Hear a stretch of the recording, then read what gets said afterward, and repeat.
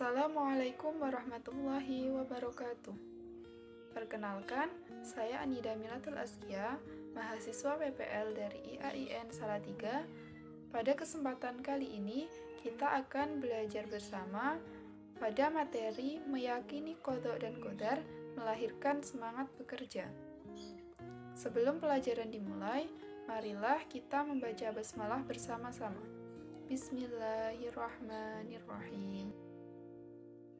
Langsung saja kita ke materi yang pertama, yaitu pengertian iman kepada qadha dan qadar. Qadha secara bahasa artinya adalah menentukan atau memutuskan. Sedangkan secara istilah adalah segala ketentuan Allah yang sudah ada sejak zaman azali. Zaman azali adalah zaman di mana seluruh manusia belum diciptakan oleh Allah. Kemudian pengertian dari qadar secara bahasa adalah aturan atau ketentuan. Sedangkan secara istilah adalah segala ketentuan Allah terhadap semua makhluknya. Iman kepada qadha dan qadar adalah meyakini dengan sepenuh hati bahwa Allah adalah zat yang menentukan segala sesuatu terhadap semua makhluknya.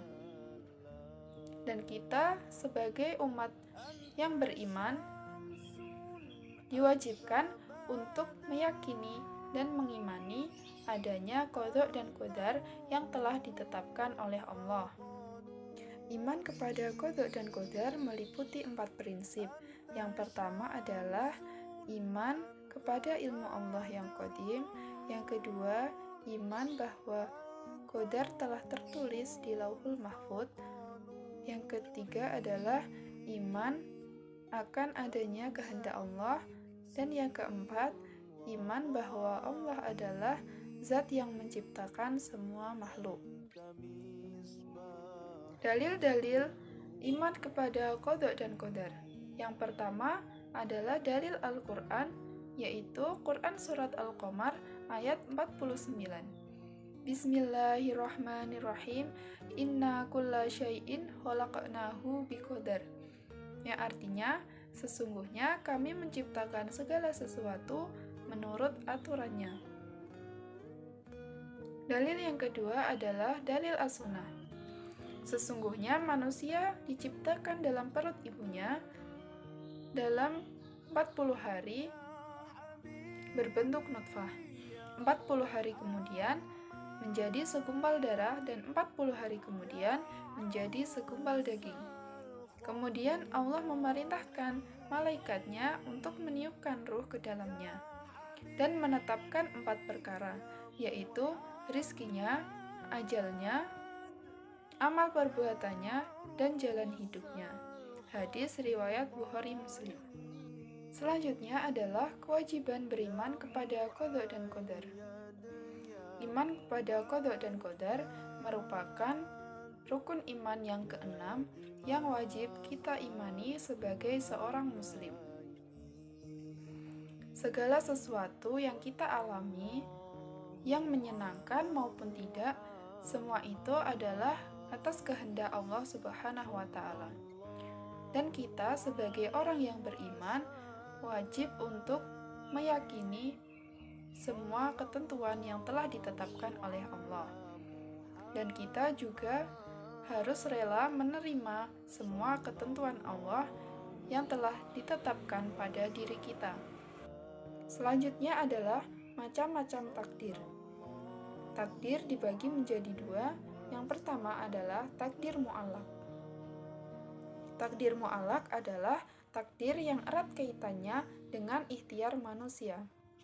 Dalam arti, takdir ini bisa berubah sesuai dengan usaha dan ikhtiar yang dilakukan oleh setiap manusia.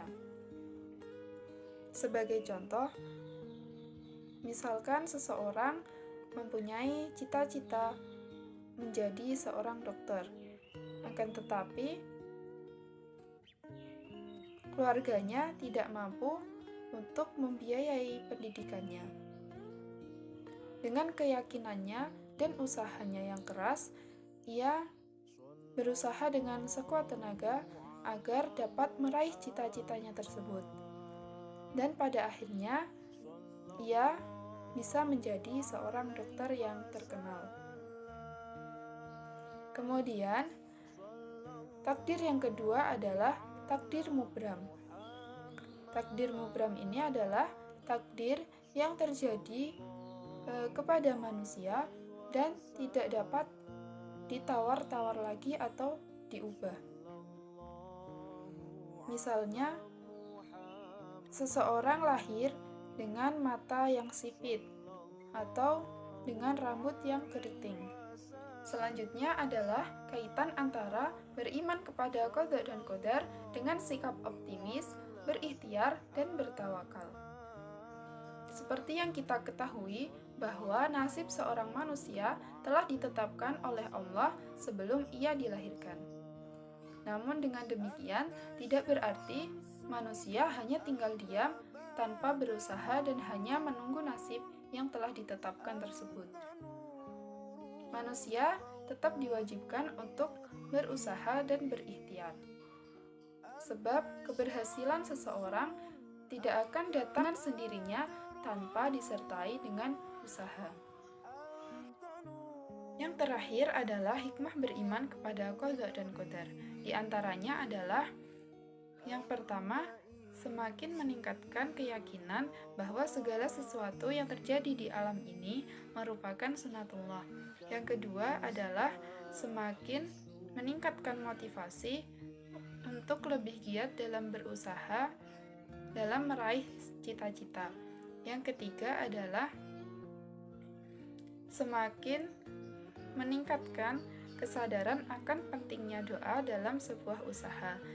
Dan yang keempat adalah semakin meningkatkan optimisme dalam menatap masa depan dengan usaha yang sungguh-sungguh. Terima kasih atas perhatiannya. Marilah kita tutup pembelajaran pada hari ini dengan membaca hamdalah bersama-sama. Alhamdulillahirabbil alamin. Sekian yang bisa saya sampaikan. Apabila terdapat banyak kekurangan, saya mohon maaf yang sebesar-besarnya. Billahi taufiq wal hidayah. Wassalamualaikum warahmatullahi wabarakatuh.